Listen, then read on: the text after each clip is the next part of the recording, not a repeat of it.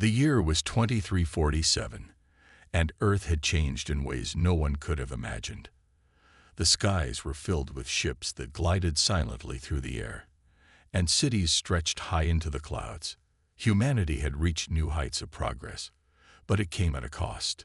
The oceans were polluted, forests were gone, and people still argued over power and resources.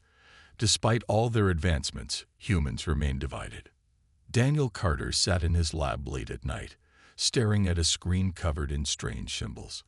He was a scientist who spent most of his life trying to understand messages from space.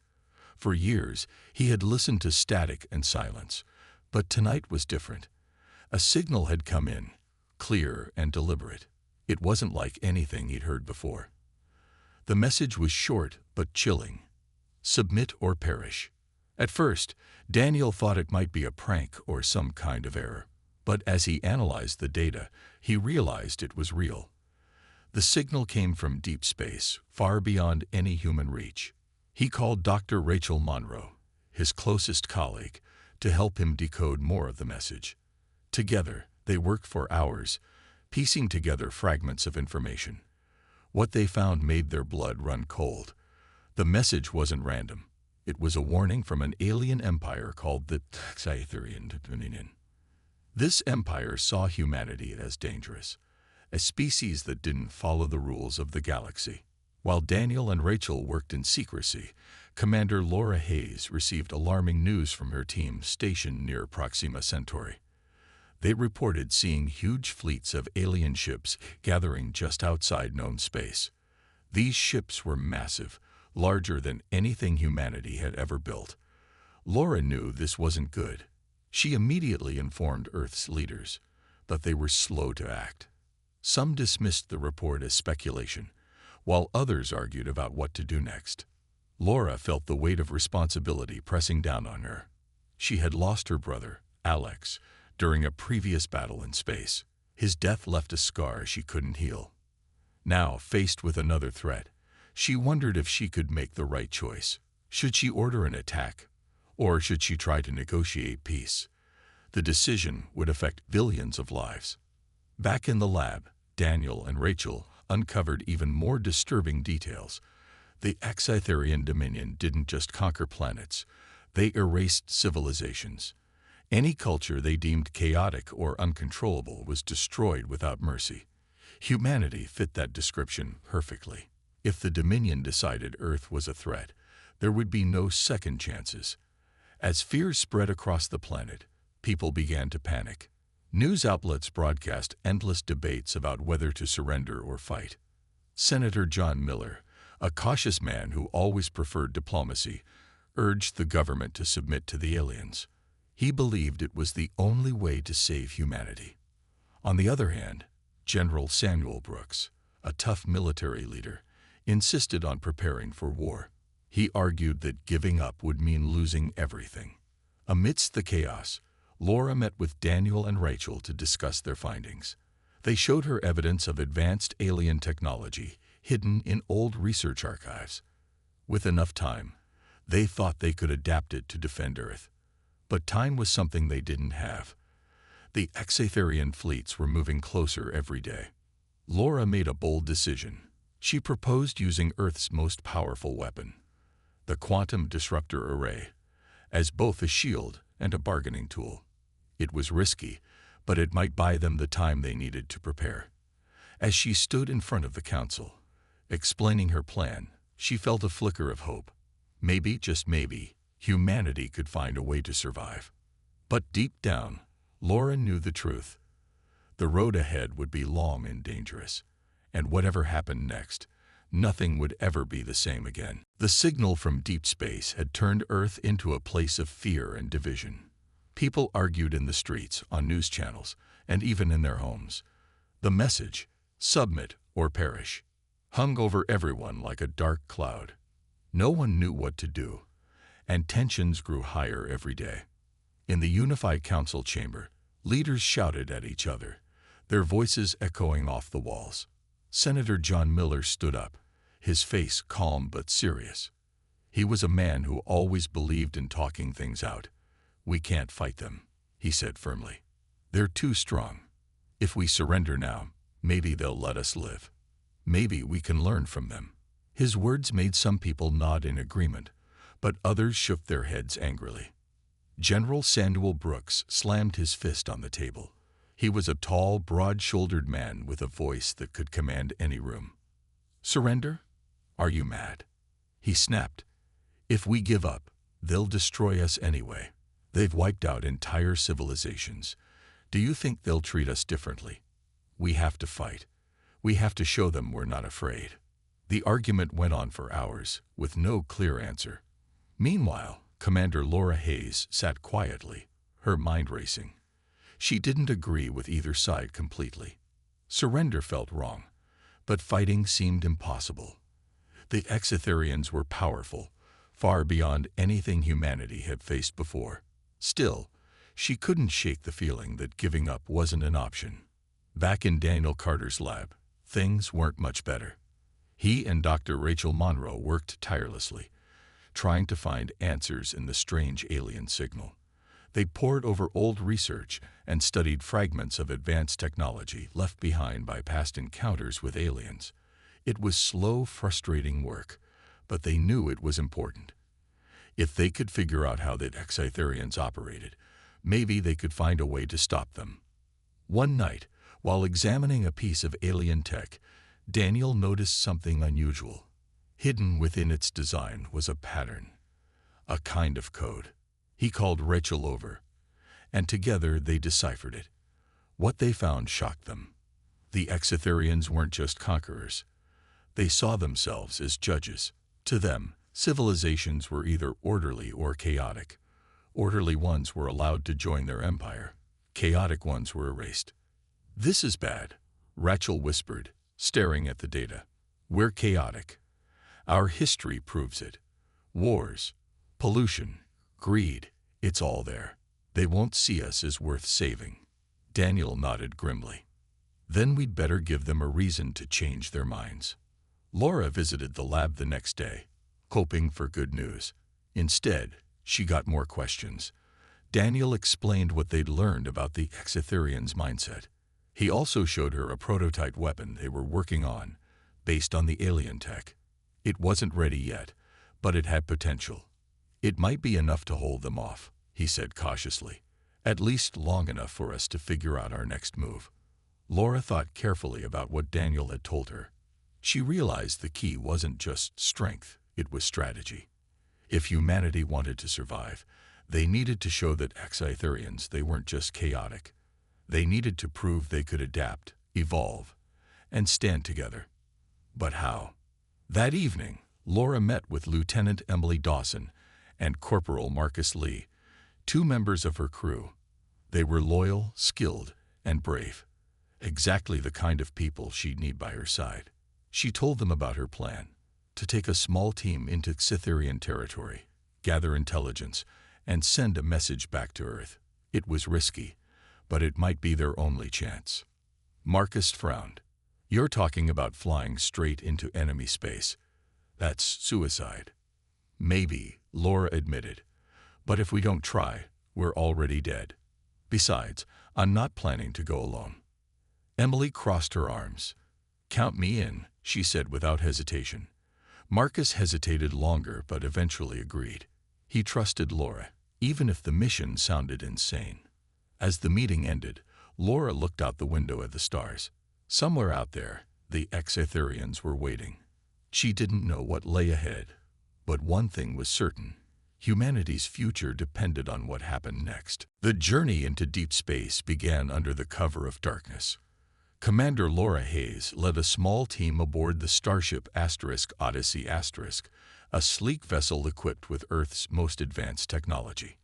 Alongside her were Lieutenant Emily Dawson, Corporal Marcus Lee, and the two scientists, Daniel Carter and Dr. Rachel Monroe. Their mission was clear but dangerous. Find out more about the Exetherian Dominion and test the experimental defenses they had developed. As the Odyssey moved farther from Earth, the crew felt a mix of hope and fear. They knew the odds were against them, but they also knew failure wasn't an option. Every hour brought them closer to enemy territory, and the tension on the ship grew thicker. Laura spent most of her time in the command center, studying maps and planning their route. She wanted to avoid detection for as long as possible. One day, the sensors picked up something unusual, a planet orbiting a distant star. It looked barren and lifeless, but the data showed signs of recent activity. "Let's check it out," Laura said.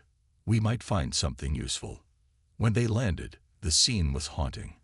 The planet was covered in ruins, crumbled buildings, shattered statues, and scorched earth. It was clear that this place had once been home to a thriving civilization. Now, it was nothing but a graveyard. Emily walked through the wreckage, her boots crunching over broken stone. "What happened here?"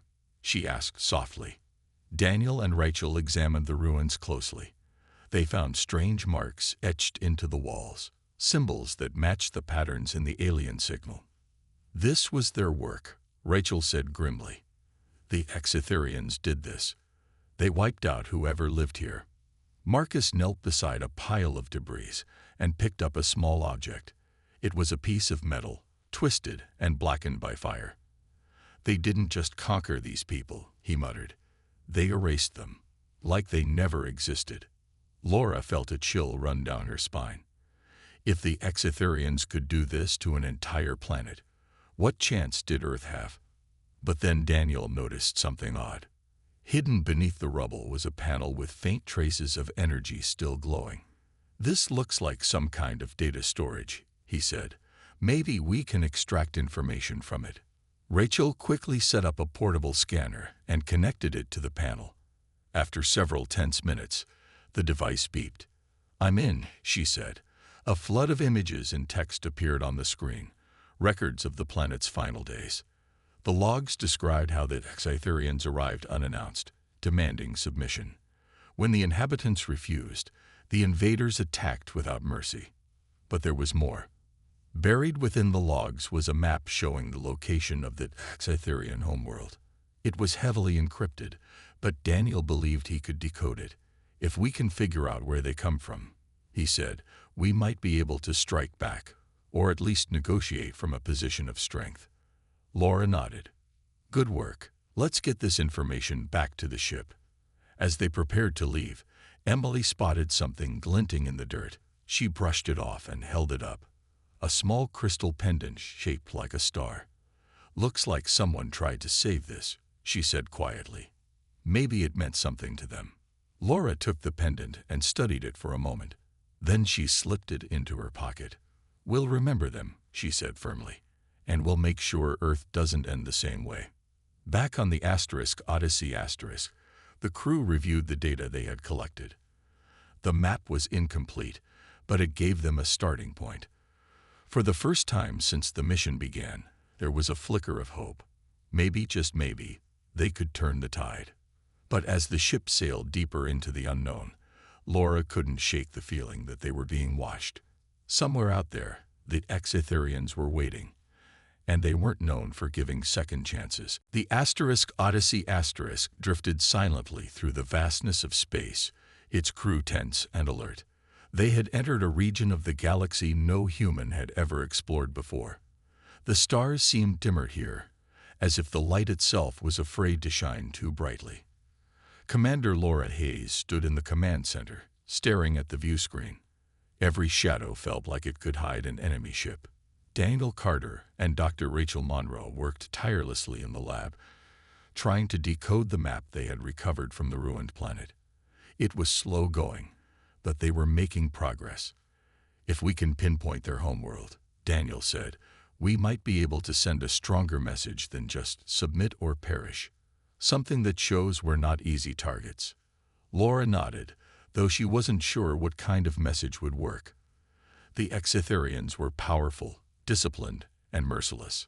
Still, she knew they couldn't back down. Earth's survival depended on finding a way to stand up to them. One day, while scanning the area, Lieutenant Emily Dawson noticed something unusual on the sensors. "Commander," she called out, her voice steady but urgent. "There's a ship nearby. It's small, but it matches the profile of a Exetherian patrol vessel."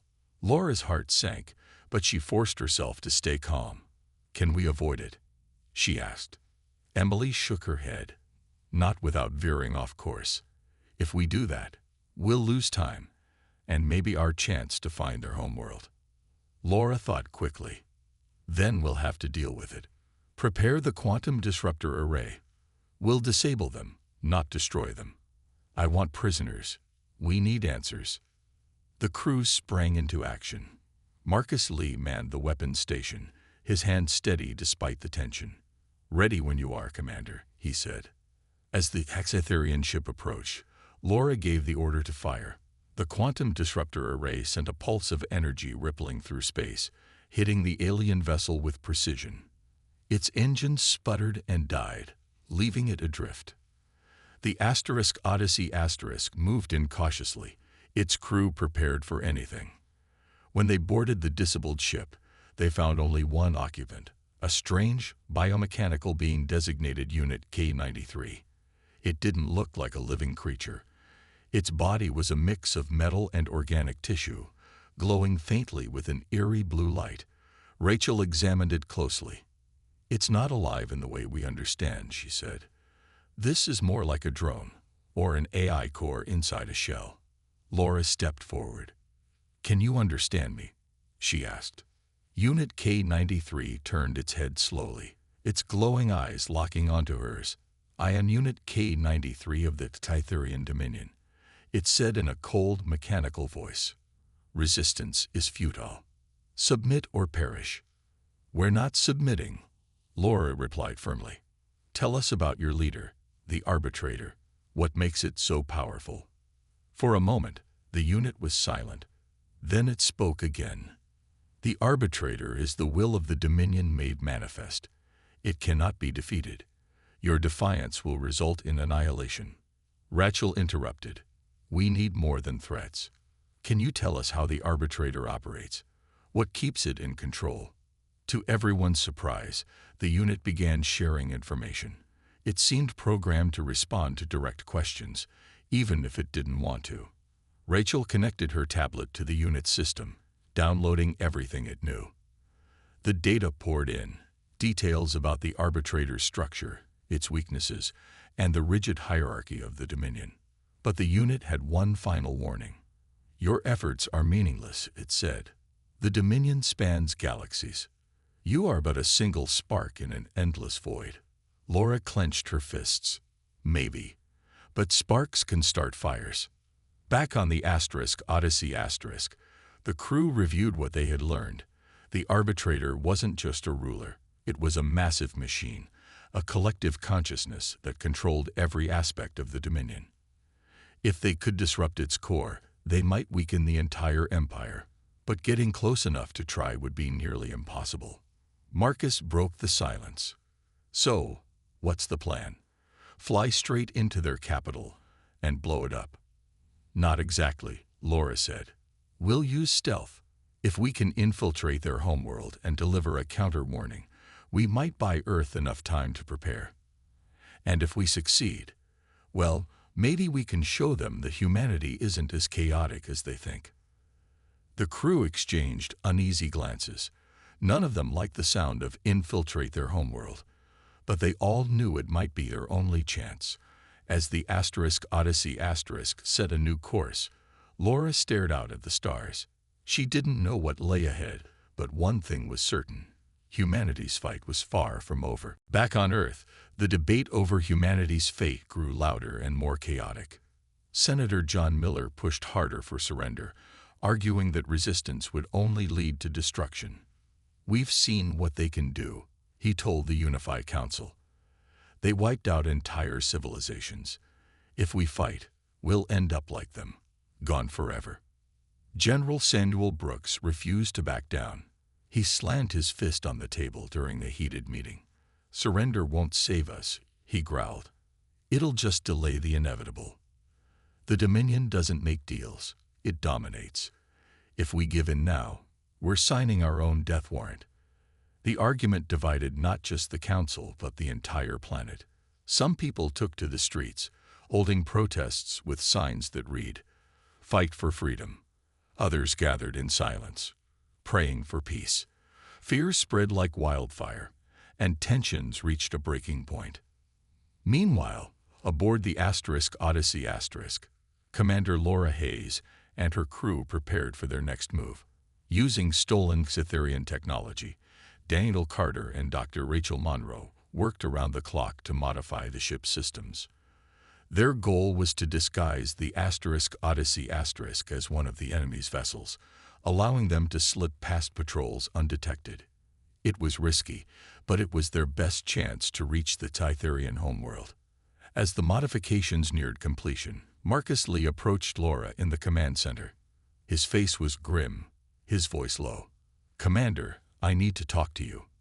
Laura turned to face him, sensing the seriousness in his tone. "What is it, Corporal?" "I've been thinking," Marcus said. "If we're going to infiltrate their capital, someone needs to stay behind. Someone who can cause a distraction, draw their attention away from the rest of the team." Laura frowned. "You're volunteering for a suicide mission." Marcus nodded. "It's the only way. You, Daniel, and Rachel are too important to lose. Emily's the best pilot we've got. That leaves me." Laura wanted to argue, but she knew he was right. A diversion would increase their chances of success, but it would also mean Marcus wouldn't come back. She placed a hand on his shoulder. "Thank you," she said quietly. "I won't forget this." Later that evening, Marcus found Emily in the mess hall. She sat alone, staring at a cup of coffee that had gone cold. He hesitated before sitting across from her. "Hey," he said softly. Emily looked up, surprised. "Hey, what's up?" Marcus took a deep breath. "I'm leading the diversion when we get close to the homeworld. Just in case, in case I don't make it back, I wanted to say something." Emily's eyes widened.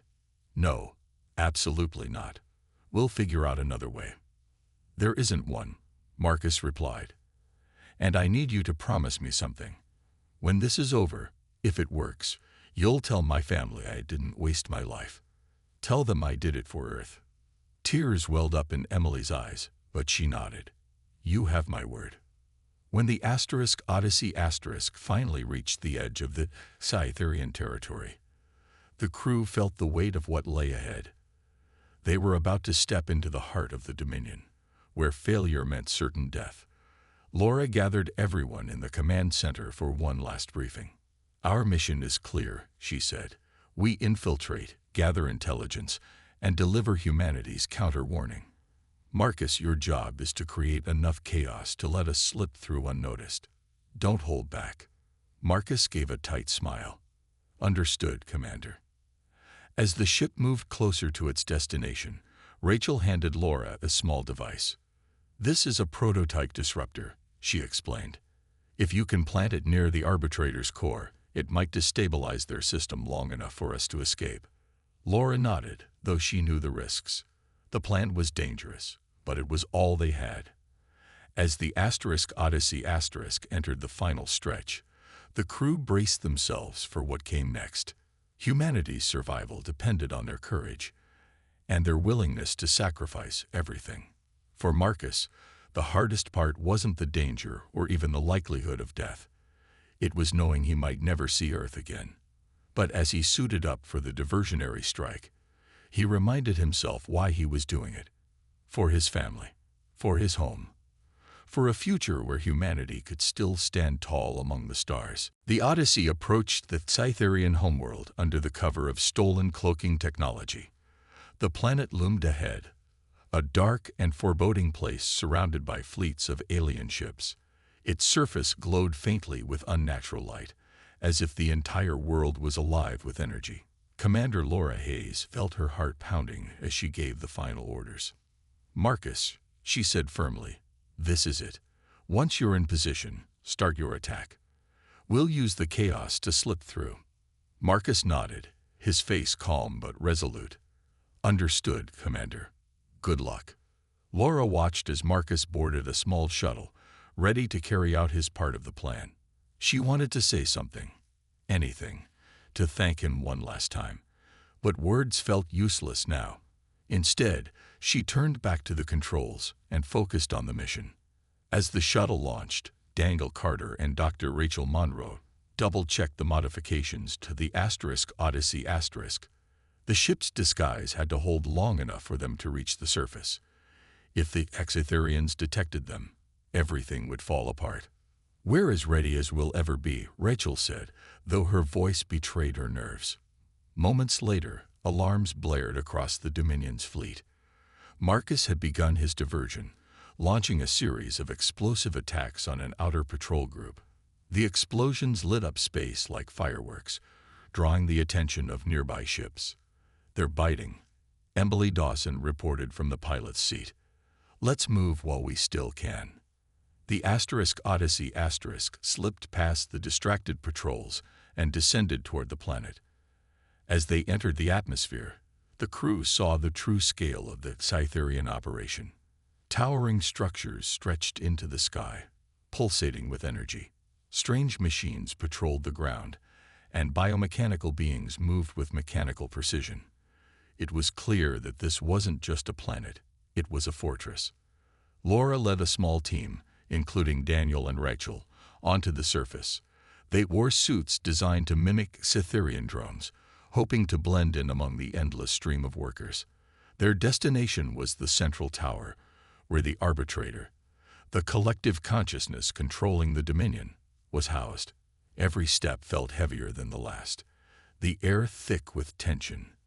When they reached the base of the tower, Daniel worked quickly to disable the security systems. "I've got a gap in the defenses," he whispered, "but we need to move fast." Inside, the corridors were eerily silent.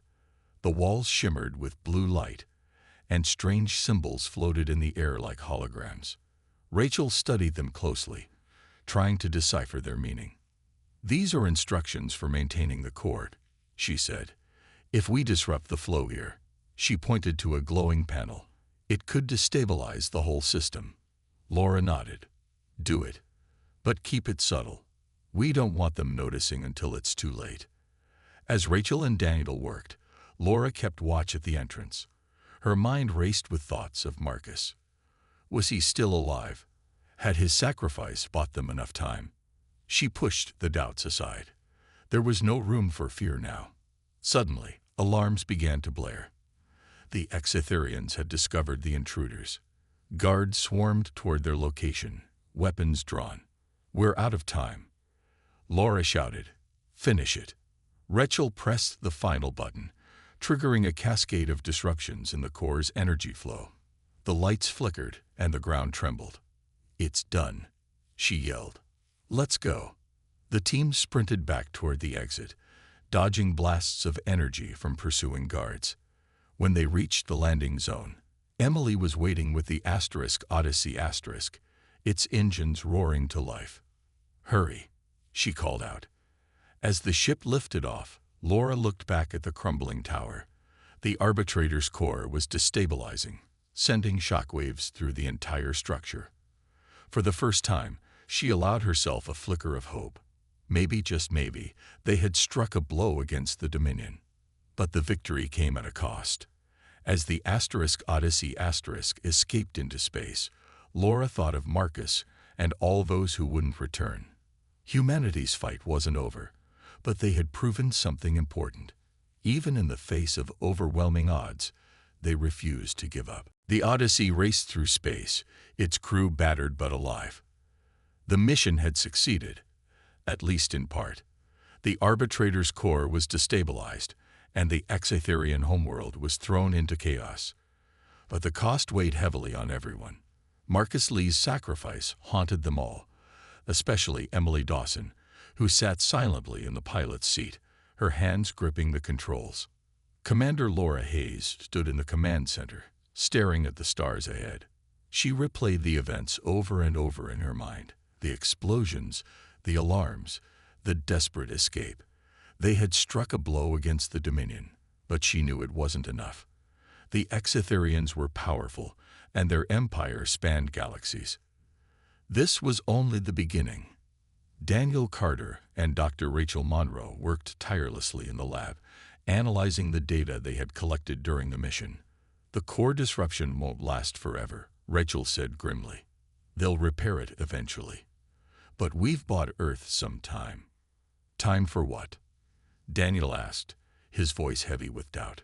To build more weapons, to prepare for another war. To fight back, Laura interrupted, stepping into the room. Her tone was firm, leaving no room for argument. We showed them that humanity isn't just going to roll over and die. That's something they didn't expect. Rachel nodded slowly. You're right. We proved we can adapt. Maybe that's our strength, our ability to change, to survive. As the ship approached Earth, the crew braced themselves for what lay ahead. News of their mission, and Marcus's bravery, had already spread across the planet. People gathered in streets and squares, holding candles and signs that read, "We stand together." For the first time in months, there was a sense of unity. Humanity wasn't just divided factions anymore. They were one people, facing a common enemy. When the Odyssey landed, Laura was greeted by General Samuel Brooks and Senator John Miller. Both men looked exhausted but determined. What now? Brooks asked. Do we keep fighting? Laura didn't hesitate. Yes, but not blindly. We need to use what we've learned about the Dominion. We need to be smarter, stronger, and faster than they expect. Senator Miller stepped forward. And what if surrender is still an option? What if they offer peace? They won't, Laura replied. The Dominion doesn't negotiate. They dominate. If we want freedom, we have to take it. Back in the lab, Daniel and Rachel continued working on new technologies using the data they had recovered. Their goal was clear, to give humanity every possible advantage in the battles to come. Meanwhile, Emily spent hours alone in the hangar, staring at the shuttle Marcus had piloted. She clutched the star-shaped pendant Laura had found on the ruined planet, a small reminder of why they fought. One evening, as the sun set over Earth, Laura stood outside the base. Looking up at the sky, the stars seemed brighter now, filled with both danger and hope. She thought about Alex, her brother, and how his death had shaped her life. She thought about Marcus and the countless others who had given everything for their home. And she thought about the future, a future where humanity might finally stand equal among the stars. We're not done yet, she whispered to herself, not by a long shot. Inside the base, plans were already underway. New ships were being built, new strategies devised. Earth's leaders, once divided, now worked together with a single purpose: to protect their world. The message Laura had broadcast from the Titharian homeworld echoed in the hearts of billions.